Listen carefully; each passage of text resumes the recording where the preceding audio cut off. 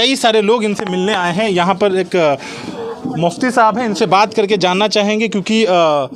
इंसाफ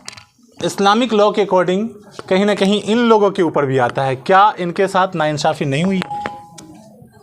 सबसे पहले तो मैं आपका शुक्रगुज़ार हूँ कि आप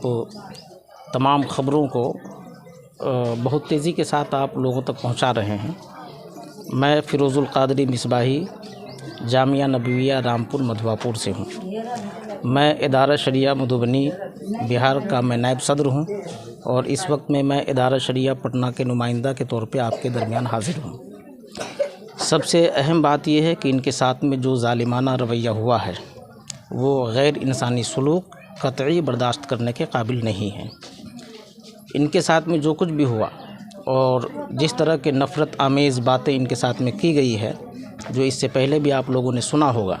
यकीनन एक प्लानिंग के तहत ही की जा सकती है। एक बड़े ओहदे पर रहते हुए जो कि गवर्नमेंट कहीं न कहीं आवाम के पैसे से ही ऐसे लोगों को इस ओहदे पर बहाल रखती है, लेकिन अगर उस ओहदे पर रहते हुए अगर वो किसी आम पब्लिक के साथ, आम नागरिक के साथ इस तरह के ज़ालिमाना सलूक करता है, नफ़रत आमेज़ बातें करता है, तो ऐसे अधिकारियों को,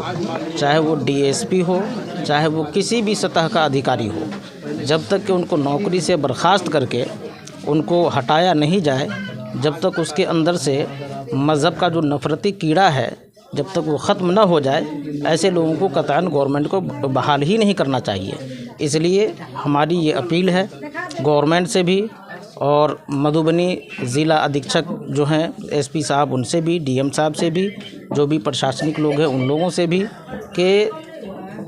बग़ैर किसी सोचे समझे, और इसमें जो 2-4 दिन का वक्त लग रहा है, तो मैं समझता हूँ कि लिपापोती का ही काम चल रहा है। कहीं ना कहीं